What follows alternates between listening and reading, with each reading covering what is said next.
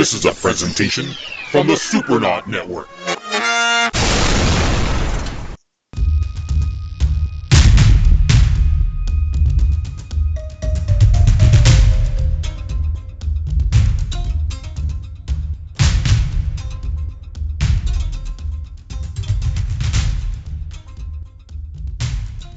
Welcome to the Imaginarium, the show where art, technology, and creativity intersect and combine to forge a conversation that can only be found in the Imaginarium.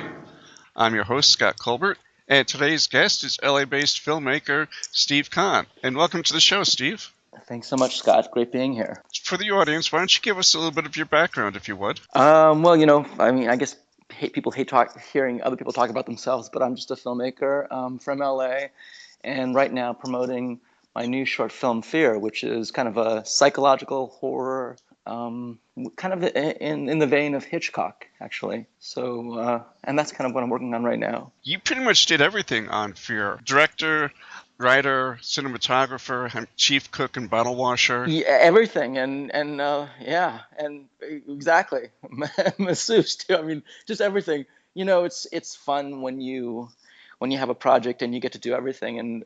And I guess the great part about indie filmmaking is when there's not money, you have to take the time and just do everything. And for me, I mean, I love being able to be the cinematographer and direct and write and just all the fun things. And I'm actually not alone in that. I mean, there's been great filmmakers who are crazy hands-on filmmakers. I mean, my heroes really like Stanley Kubrick, who just, I mean, he wouldn't DP, he wouldn't be the cinematographer, but he just knew everything about cinematography, and cinematography, and he started out as a photographer, and he would do everything down to the poster work at the end when the film was released. I think as an artist, there's great fun in having a baby and just seeing it all the way through.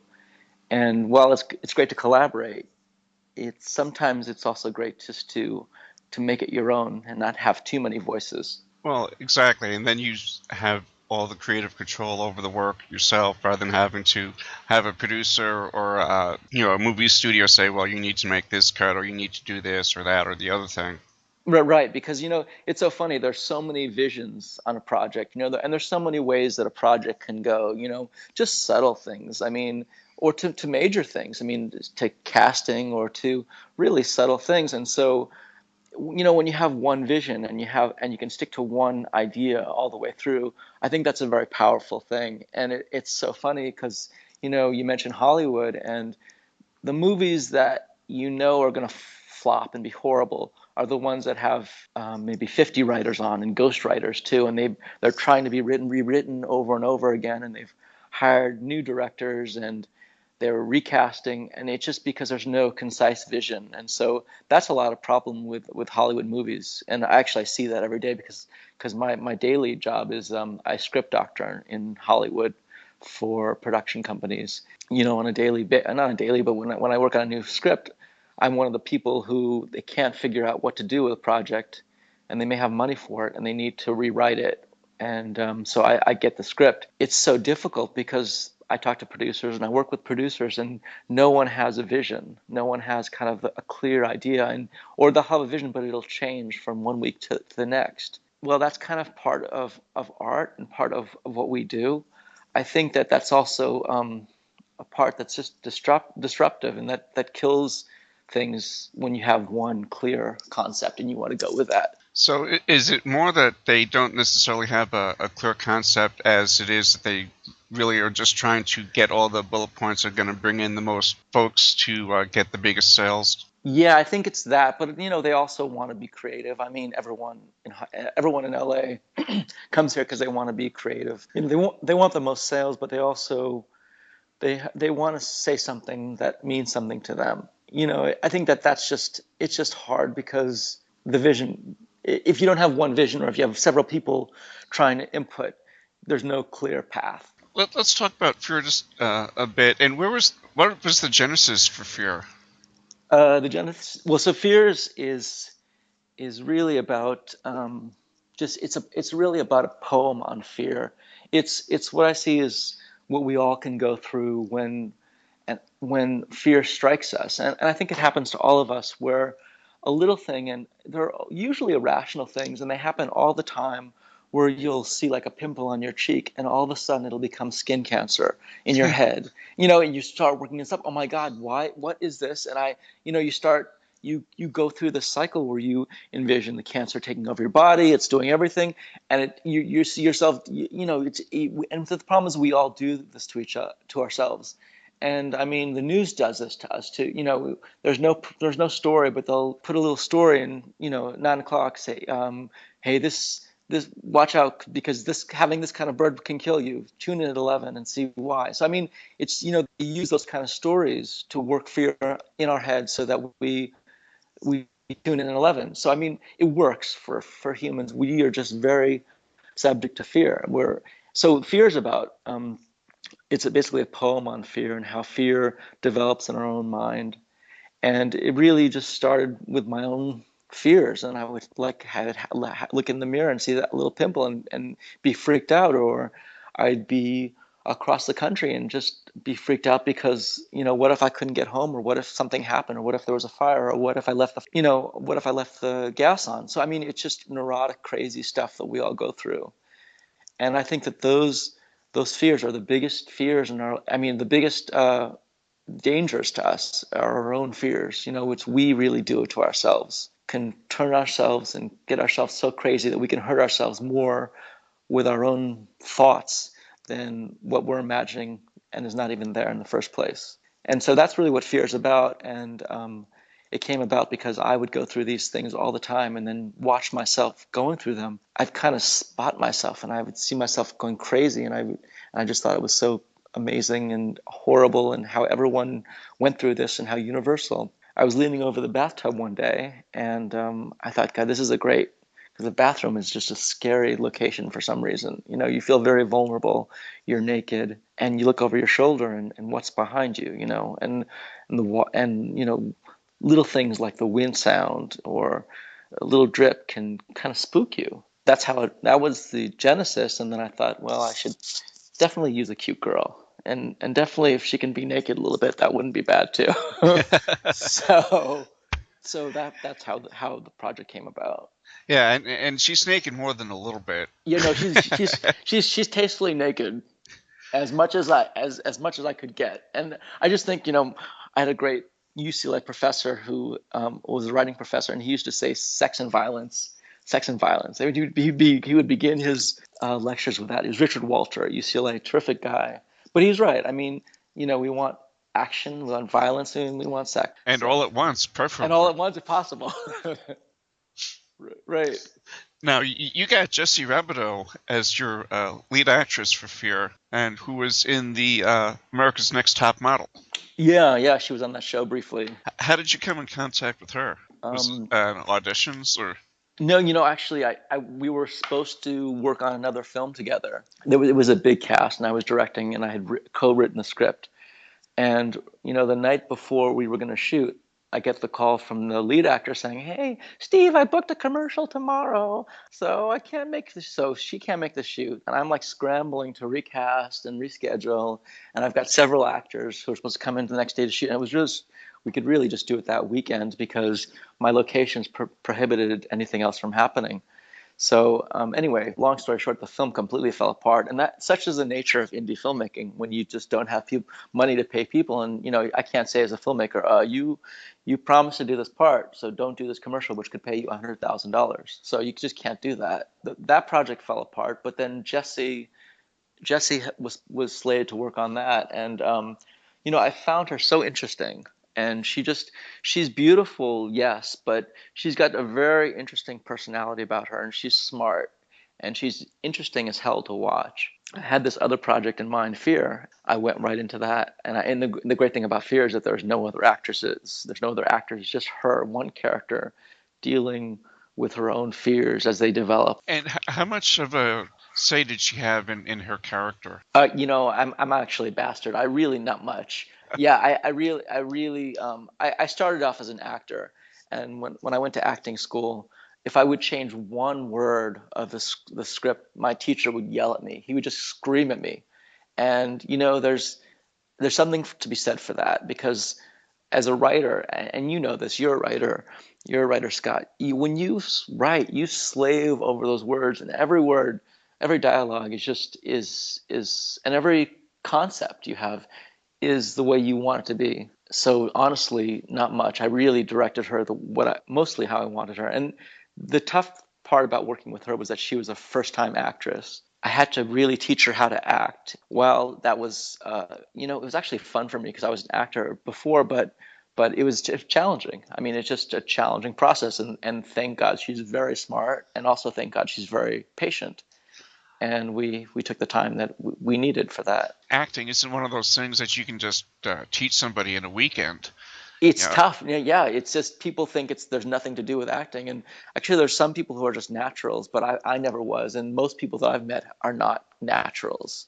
It's just people think that it's a very simple thing, but actually, especially when you're a woman, you're a girl, and your director says, okay, take off all your clothes. I mean, that's a hard thing for women, and not so much for guys. I mean, I would do it in a second, but for women, it's very they feel very, very vulnerable, and you're making yourself vulnerable, and that's the essence of being a good actor, is physically and psychologically letting yourself be vulnerable. And so that's a hard thing to teach, as you say, a hard thing to teach in one weekend, because it's a real change of a personality in a way.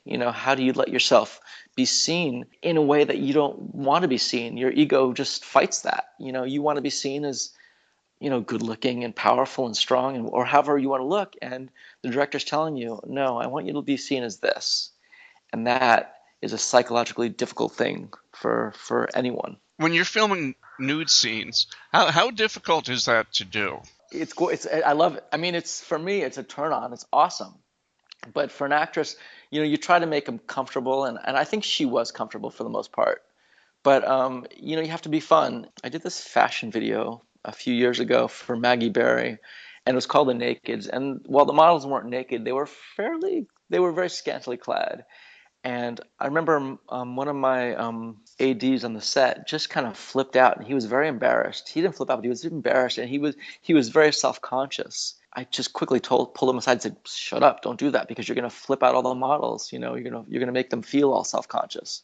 So I think if you can be natural and you can enjoy it, and you can not be self-conscious and not make it like a weird thing, then no one will think it's weird. But once you start being like a creepy kind of feeling, or you kind of feel like self-conscious, or you feel like, once you start emanating that kind of energy, then everyone will feel it, and then everyone's going to get very uptight and self-conscious, and it'll close everything down quickly.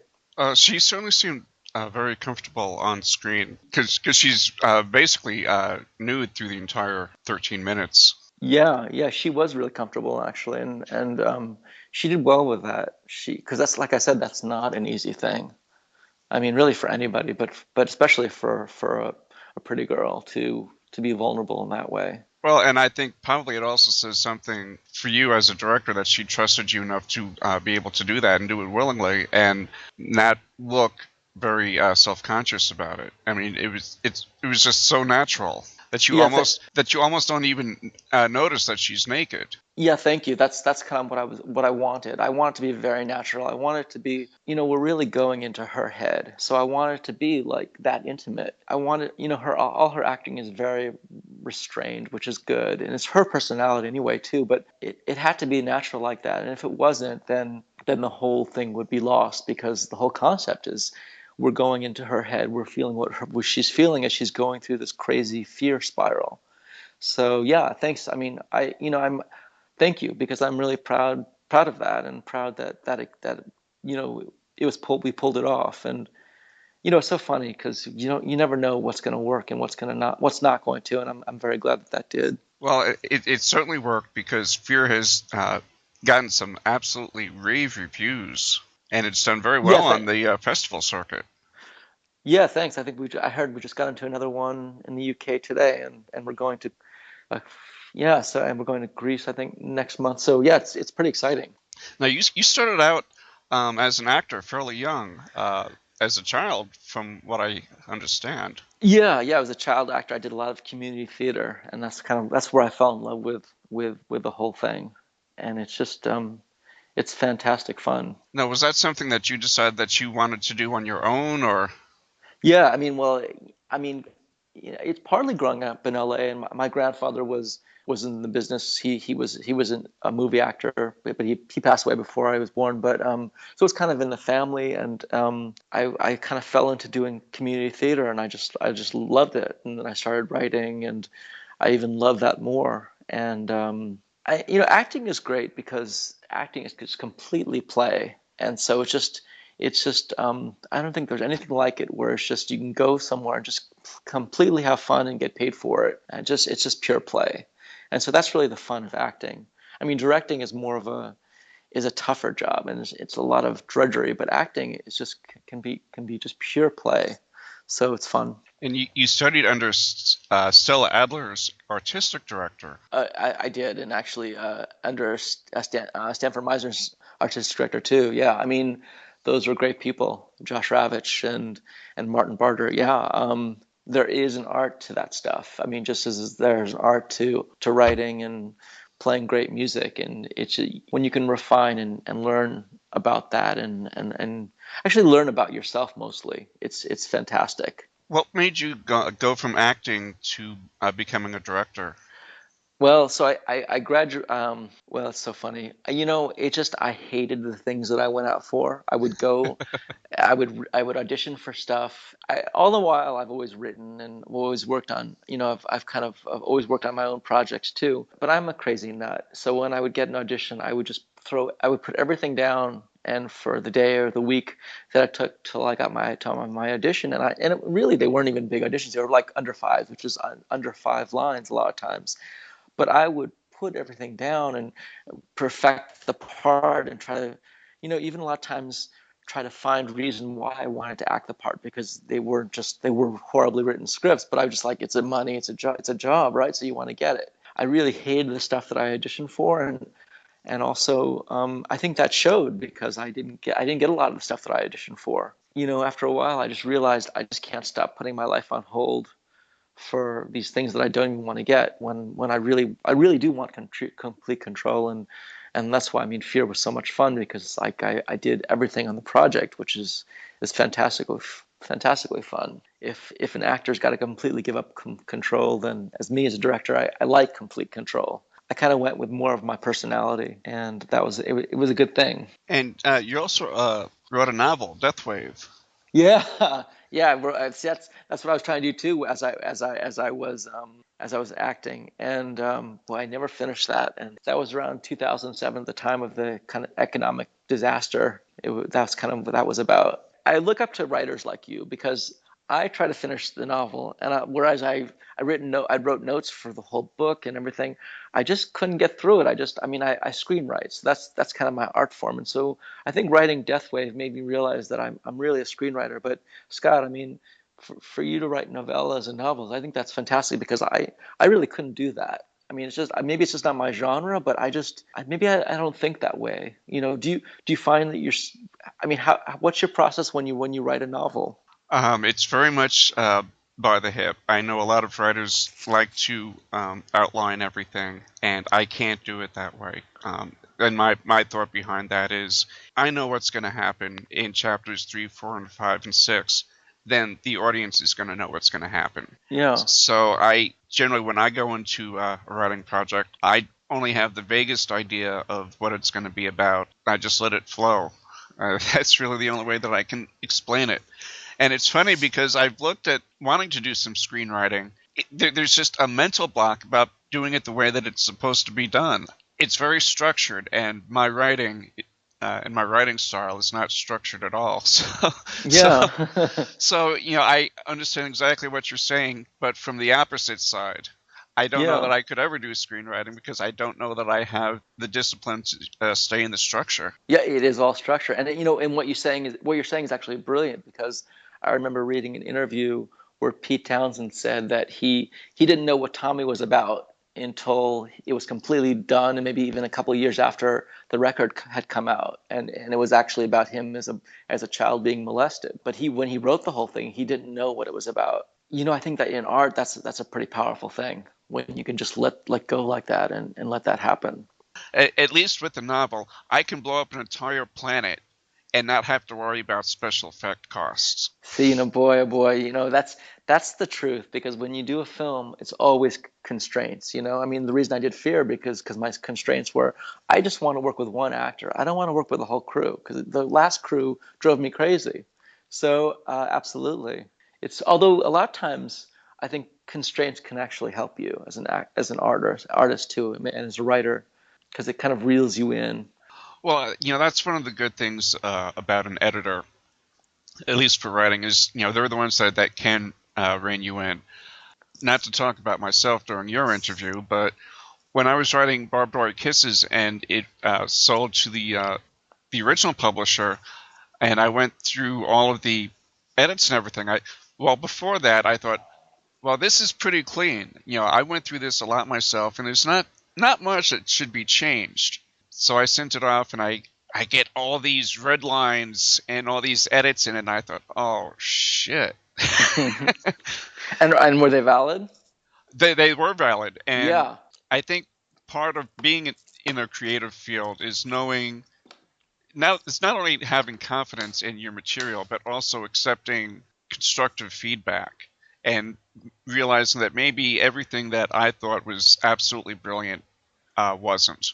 Yeah, and also I think that sometimes it's hard to know if your message is being relayed, and so when you don't think it is or you're not sure, you may relay it 10 times. So if you can cut 9 of those out, that's a great thing. I mean, one of my great writing mentors says that for him the first draft is the vomit draft, where you just kind of vomit everything out and Yep. just let it go. And then when you go back, you got to kind of keep cut, and that's really where the art comes in. I think is when you can really refine and cut and polish. Yeah, that's the one thing I really have a hard time with is just writing because I tend to want to edit as I go along. It never works. It just never ever works that way. No, it doesn't And work, right? No. because it just ends up an even bigger mess. Yeah. I think that I try to do what I have. I try to when I'm working on a script, I try to have a writing day, then an editing day, and one day I'll just write, and the next day I'll edit. And then when I look at the editing day, I'm like, oh my God, this is such crap. I got to cut. And it's actually enjoyable to cut crap because you don't want to have crap. So yeah. Having seen Fear, and I mentioned this a little bit before we started, Fear is a beautiful looking film. It may be considered low budget, but it certainly doesn't have the look of a low budget film. It's really really sharp. Thank you. Yeah, I mean, I think that a piece of art or a movie or a book can hit you on a lot of levels. And I think the first level that I always want to hit on is, just something that's just beautiful to watch. Because if nothing else, you can enjoy that. So, and I enjoy that. So, yeah, thank you. I worked hard on getting on composition and making sure that everything from the acting, everything, all the visuals to the color correction to the visual effects were seamless and beautiful.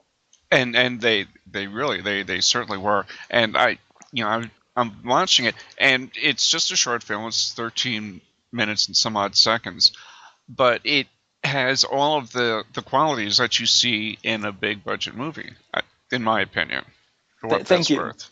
Yeah, no, it's worth a lot. I mean, it's funny because for me as a writer, as an artist, as a filmmaker, my opinion doesn't mean anything of my own film. I love it, but it doesn't matter unless other people do, and fans and viewers and critics. So yeah, thank you. And I want it to be that way. I want it to be like a feature film, so that we can turn this into a feature film, or I just want things to be great, and so I want it to be refined and beautiful, and that just takes time in the shooting and the editing and taking time to do that. It's one of my things, my pet peeves about the film industry today is that a lot of times people don't take the time, and I see great film festivals showing films that I ask myself, this film, besides anything else, it just looks horrible. It looks like it could be on YouTube. And there's film festivals that are like the 120-hour film festival or 72-hour film festival where they say, okay, well, we'll give you 72 hours to make a film and direct it and edit it and finish it off and write it and submit it. And to me, that's not the right idea because, to make great stuff just takes time and just takes a lot of effort. And, when you're not willing to do that, it just says, it says a lot of horrible things about the film industry, because the industry is like that. I mean, my film industry and Hollywood is like that, where they just want to basically crap stuff out as quickly as possible with little meaning and not visual and not much visual sense, and call it a film. And it's done that way with a lot of art. And while there's some great exceptions, the majority is like that. And I'd like to change that. I feel like most of the community does things not the way I'm doing things, but I hope that I will be at the forefront of that change. What I liked was there were a lot of long shots. There weren't a lot of quick cuts or anything like that, which seems to be the norm in Hollywood, which kind of feeds this ADD that society seems to have gotten over the last several years. It's not a slow pace. It reminds me of movies from the 70s in terms of how they would have long scenes, or they would just stick with one shot rather than having all these MTV quick cuts. Yeah, I absolutely. I think the '70s was a great time in filmmaking, and absolutely, I think it's a bit disingenuous sometimes when you cut. For me, I want films to be completely as honest and true as possible. And I think that when you cut, especially with dialogue with two characters, they could be across the country from each other and you couldn't tell because you're cutting from one character to the other instead of just putting them both in the same shot. The thing you lose when you cut like that is you lose just simple organic things that happen naturally that you never would have expected, that are beautiful and that are and when they're not expected to you and not planned, they're also not expected by the audience. And so it just you feel like this is a very genuine moment that was something that's completely not planned and very real. And I think that you were talking about how the film seems very real and she seems very natural. And maybe that's one of the big reasons why, is because there are those long scenes where she's just moving slowly, and you get a kind of creepy feeling a little bit, but it's also very natural and it's also very relaxed. Yeah, it's a very much a fly on the wall type feel. Yeah. Do you feel more pressure doing everything yourself like you did with Fear as opposed to having a crew? Oh, I'll tell you, Scott. We shot over 5 days, and I'm not saying that it was hell as in the sense of going to war hell, or hell as in the sense of being a cop hell, but it is hard work and it is tough. The trade-offs you make when not having a crew, and doing it yourself, it's just tough because you're really focusing on making sure you got the sound and you locked in the shot right. Her acting is right, and you don't have extraneous props or things in the scene, or was there a truck sound in the background, or did I load the camera right, or a million things. So it's just a complete crazy concentration game where you're thinking of every possible aspect that could go wrong and making sure that none of those things go wrong. So that's the hell of it. It's just this crazy mental fatigue where you're fighting, picking up everything. And that's why when you see a Hollywood set and what you see is 50 guys standing around, and you when you look at it, you're going, why the hell are these 50 guys standing around doing nothing? Why do they need? Well, they need the 50 people because each one is thinking about one aspect. The director knows he's got everything covered because he trusts his crew, and he can sit back and kind of just watch the scene and direct the actress, and he's got a DP who he knows is going to get a great shot for him. But when you're doing it by yourself, you're thinking about all those things, and so that's the tough aspect. One of the things that you focus on is the conflicts and difficulties in relationships.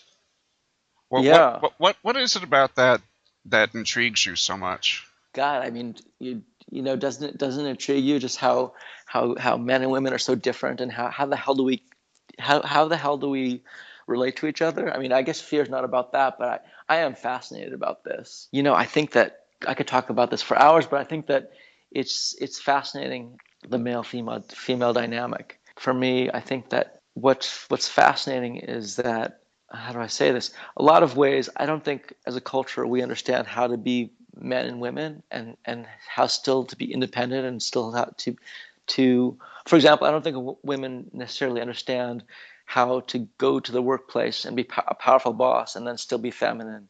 And then at the same time, I don't think men know how to be a strong guy, but also be in touch with his feminine side and be sensual, and how that relates to the opposite sex. A lot of my writing is kind of based on relationship stuff. Yeah, I think that it's fascinating to me because it's kind of the core of the relationship between men and women is almost the core of humanity in a way. It's just it's interesting. Well, and there is a bit of that in Fear with the phone call that she gets. Yeah, like right. I mean, she's depending on her boyfriend to kind of save her. We have to take responsibility for these crazy thoughts we have, and there's not going to be any kind of external thing that's going to either help us or save us. She's upset about the boyfriend, then happy that he's there, then upset, and it's just it's me really saying that it's just all us, and we need to take control of these crazy fears, and when you think about that concept, it's been around a long time. I mean, martial arts is about controlling your emotions and not letting them rule and dictate you and drive you crazy. And if you can control yourself in a crazy situation, then you can win the fight. That relates to fear too. Yeah, I think that may be one of the biggest fears is, having somebody that you love, but them not being able to be there when you need them the most. Yeah, absolutely, right. I mean, that's been my fear several times. It's just I have dogs, and I feel like when I leave sometimes, God, what if something happens? What if my apartment goes on fire? It's the biggest fear I have. It's just, Jesus Christ, what if I'm not there to save them? So yeah, I mean, absolutely. And No, they're I all, yeah, I'm I, I sorry. have a cat, and I go through the same exact thing with her, so I understand. Do I you really? understand that. Because Yes, I do. it's so funny because I think I'm the only person who's going through this craziness. But I check the gas 10 times before I go, and I'm a crazy person. But I think a lot of people are that way. I mean, if you are too, then it's a human thing, and I Well, how do you I handle your craziness then? you How know do you I, keep it in check? Yeah, I guess exactly. That's the thing. That's the whole martial arts thing, is you gotta control the mind, and let go at a certain aspect, but tell yourself it's not there, and you're making this stuff up. And that's the trick, but it's so hard. I mean, especially when you get deeper and deeper into crazy spiral where you're getting upset, it's the harder it gets. And it's so funny too, because I think there's been so many movies on love and what love is, and I don't think there's been many on what fear is and what we go through as a human species. And it's so remarkable that we go through this and we don't really know how to deal with it. I mean, we're not good at dealing with this. I mean, how do you deal with it when you get that feeling with your cat and you're just like, what the hell? Yeah, and fear is really the basis of most relationships. The fear of being alone for the rest of your life, or the fear of somebody leaving you for somebody Right. else, or the fear of them dying suddenly. Right? Yeah. Absolutely, right. And what will you do then, right?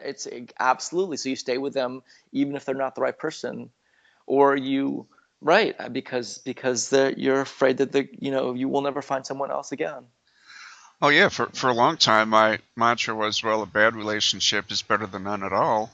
Right. And it took several years of therapy to realize that that's not a healthy thing to Yeah. base your life around. But I think it's very universal, though, unfortunately. And I think we stay in a lot of bad situations and bad jobs, things like that, because we're fearful that if we give up this job, we'll be homeless, we'll be on the street, we'll be a bum. So I might as well stay to this job that I really hate. Yeah, and I think that's a shame too. It is, because it makes for a very unhappy life. Right, right, right. And And I think that not just we do this to ourselves, but I think the government does this to us. They create these fears. They can send us as a society crazy, creating fears, and businesses do it too, and drug companies do it too, and doctors do it too, and just they'll say something. I mean, think about the power a doctor has over you. You go in feeling great, and then he'll say to you, well, you have this, and then you go, I have this, and then it will freak you out. And this may not be true. You may not have it. You may be able to recover from it normal by yourself. And the medical industry has been wrong before, but him saying this can sometimes be worse than having this. The feeling and knowing that you have that could wreak more havoc on you than having this. It's something that we deal with. Well, and it's also that old sales tactic of FUD, FUD, fear, uncertainty, Right, and doubt. right, exactly, And exactly. I think that's been more prevalent in politics and government over the last maybe 15 or 20 years than it ever has been. Yeah, yeah, it's And worked. and I'm sorry. that actually goes for Hollywood and sales and marketing and everything like that. There's much more of a emphasis on that fear and uncertainty and doubt than anything else. It really sells a lot of products, right? I mean, you Hmm. can really sell stuff with that. It really works. You mentioned Hitchcock as one of your I don't want to say idols, but one of the directors that you admire, and Stanley Kubrick as well. Just to go back to Fear a moment, there was almost a coldness to Fear that echoed some of Kubrick's stuff. Because If you say, I'm because I, sorry. yeah, well, I found Fear almost there's a coolness to it that I find in Kubrick's work, a very detached quality to it. That's the highest praise you could ever give me. So thank you, because he is definitely my number one filmmaking idol and directing idol, and the guy was just a complete genius, and everything he did was just brilliant.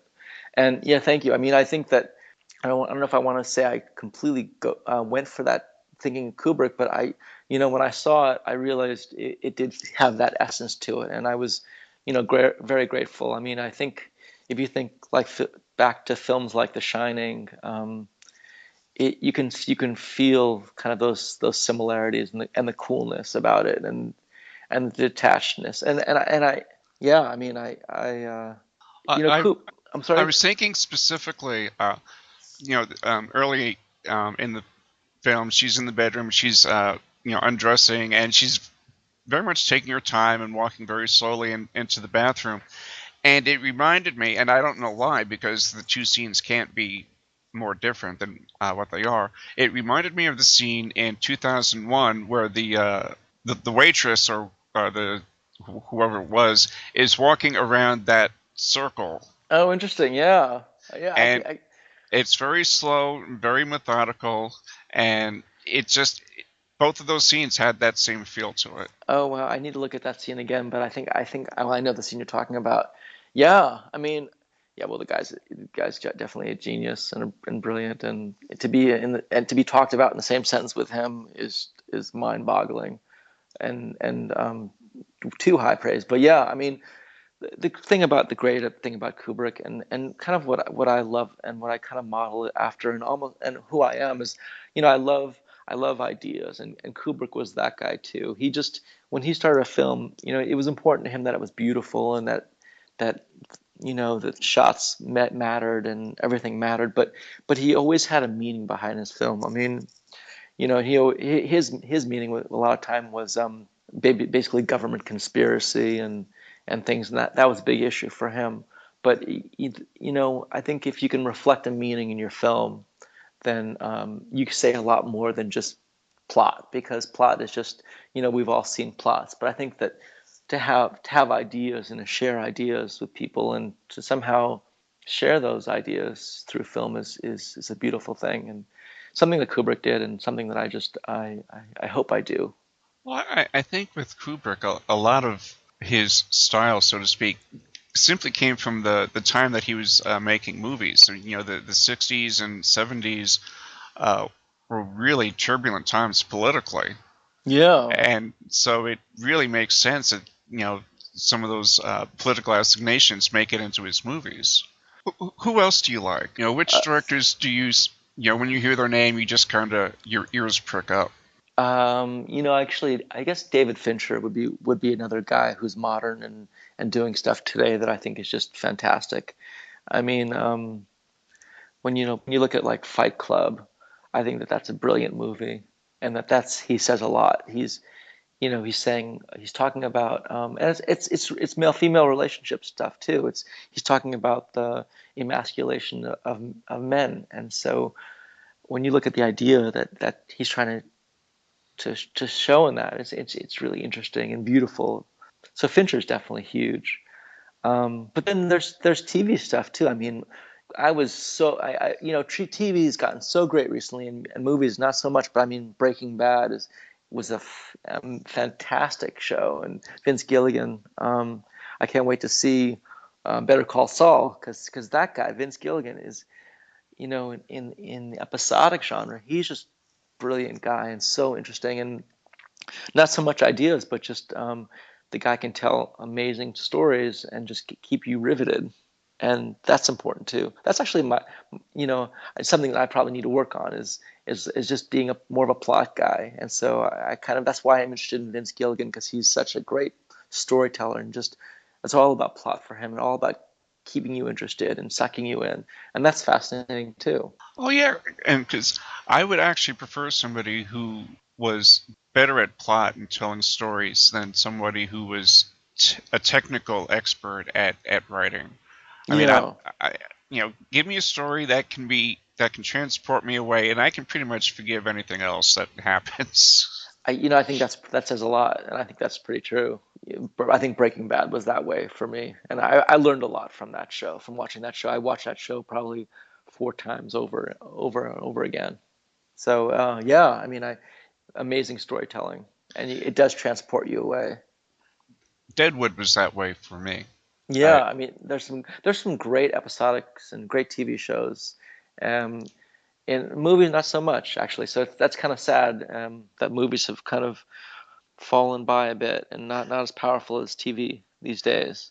Yeah, it's funny because I was talking about that with somebody last week, and I said it used to be that movie actors looked down on TV as, like gum on the bottom of their shoe.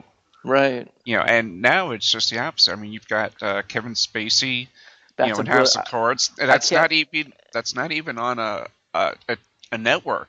Well, Netflix. It's It's on beautiful. Netflix, for Christ's sake. And I can't wait for it to come out this month. I think it's this month. Yeah. Yeah, right. I mean, it's the best show ever. It's a terrific show too. The technology's changed things. With the internet, we were talking about that before. It's just, gives you a lot of power to put out these episodics. And also, I think maybe it's a more modern medium. I mean, I love writing films, but maybe the more modern medium is episodics, because for of the internet delivery. It's just people want to get sucked into a story and see it over and over and over again. So with a movie, you get 2 hours for that, and then the characters are dead. They're in your imagination, but you don't know any of them anymore. They're not in your world anymore. But that's the great, powerful thing about an episodic, House of Cards, or these great Netflix shows coming out. I think there's going to be a lot more too. It's just, and Amazon is having shows too. So I mean, the great, powerful thing is, you get to have these friends and characters you love, and they're going to come back over and over again, and you could see the whole series, and you could see it when you want to. So I think for the delivery reasons, it makes sense to be in the episodic world, and maybe that's why episodics have gotten so good, and movies have gotten to be kind of more, let's show you some crazy Michael Bay special effects that there's not going to be much story, but you're going to be blown away because you can see this on an IMAX screen. And so that's where movies have gone. And yeah, not that I really like that style, but it makes sense. It's certainly not a style that I rush out to see. Yeah, no. That's been my running joke through the podcast, is my utter dislike for Michael Bay. Yeah, you're not alone in that, but he does well, and he makes. I don't know how he makes so much friggin' money. Yeah, neither do I. I don't understand this. I mean, I don't think you do. I don't think anyone understands those movies. I think that, just how, as I said before, I cast Jessie because she looked great naked, and so if there's nothing else, you can see a pretty girl. I think people go to those movies, huge screens, and there is nothing else except crazy action and explosions, and that's all there is. But that's, I mean, for some people that's enough. So, and also it translates great. I mean, if you have no dialogue, you can go to every country in the world, and the explosion is the explosion. Whereas comedy, Woody Allen people don't understand Woody Allen in different countries because it's hard to translate comedy. Yeah, So, and right, particularly his brand of comedy. right. You have to you have to understand the dialect and the language. And once you get outside the language, I don't know. And he's going to Amazon next year. Is he really? Yeah, he signed a deal, I guess maybe about 3 or 4 weeks ago, to create and star in a series on Amazon. Oh, terrific. Yeah, I love the guy. That's great. That's awesome news. Yeah, Manhattan's always been one of my favorite movies. His new stuff has been great too. I've seen some of his new films, and he has not lost it at all. What did I see recently? I saw a few movies that last couple years release, and he had a deal where some countries like France and Spain were giving him money to shoot there. So he went to Europe and shot some movies, and not only gorgeous and just fun to see him shooting in those countries, but they're good movies, and Woody Allen style movie, but they're good. They're great. Yeah, and I always thought that Woody Allen was very underrated as far as the way he shoots his movies, because they're really just gorgeous. I mean, Manhattan, particularly with the black and white New York, I Oh, mean, gorgeous. you Yeah. just don't get much better than that. And then with the Gershwin soundtrack, Oh, it's brilliant, right? Yeah, that's my favorite old Woody Allen movie. I love uh, that movie. yeah, Yeah, and yeah, was it Mariel Hemingway in that too? And she's just like she 17. she was 17. Yeah, Yeah, yeah, that's I don't know if they could make that movie today. could they? Yeah, they probably couldn't, right? You know? Yeah, it's so funny. I guess times have changed a lot, but Yeah, no. you would, because that was made in was 80, Yeah, 79, 80, somewhere around there. yeah. And you would think that after, 30 years, we would have been a little bit more open-minded about subject matter for movies. But seriously, I don't, know that, particularly given Woody Allen's history with his Oh yeah. wife and everything like that, I certainly don't think it would have been made today. I don't think so. Yeah, I mean, maybe he can make it in Europe, but I don't think he can make it here. No, Yeah, so I'm glad he made it when he did, because that's one movie I can just never get tired of watching. it's fantastic. It is beautiful, and the black and white city line and Gershwin is perfect. So what are some of your favorite movies? Well, Manhattan's awesome. My favorite movies, God, I love Kevin Spacey in American Beauty for some reason, and I love not for some reason. I love it because it's great, and I love Shawshank Redemption, which everyone loves, and I love like The Shining, and there's so much. I mean, there's so much that I love, and when I love something, I love it. Like I love it like crazy, and the problem is when I hate something, I just completely hate it, and it's just I can't watch 5 minutes of it. I think the top movie or two is probably American Beauty is probably amazing and up there. I'm going to wrap this up, and I'm going to ask you the one cliched question that I ask all filmmakers, and that's going to be, what advice you have for somebody just starting out? Oh, great question. You know what it is, and it's for starting out in anything. I think you have to love it. I really do think that whatever you do, if you love it, you'll do it, and you'll do it forever, and it'll be easy. And if you don't love it, it'll be impossible, and you'll want to give up, and you probably won't be successful. And even if you are successful, when you get where you want to get, you just won't be happy there. So I think you got to be happy with what you do in life, and you got to be happy. A great writing mentor of mine, Quinn Rediker, who wrote The Deer Hunter. He was kind of a writing mentor for me, and told me, he said, Steve, one day, he's an older guy. He said, Steve, do and write what you want to write right now, because what you find yourself writing right now is what you're going to be writing for the rest of your life. And I think that was such great advice, because he was saying, do the genre you want, write the kind of stuff you want, because you're going to end up doing it, and you've got to be happy doing it. So I think that's the advice. If you want to be a filmmaker and you love it, go for it. But make sure you love it. And then when you do that, make sure you love the kind of filmmaking you love. And then also, there's tons of people out there who are in the industry. you don't have to work with everybody because there's some wonderful people in Hollywood and wonderful producers, and there's some horrible people.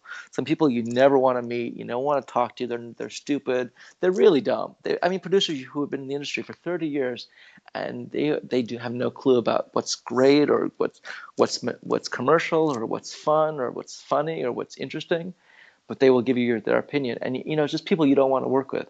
So not only do the kind of art you want to do and make the kind of films you want to make, but work with the kind of people you want to work with and work with the kind of actors you want to work with.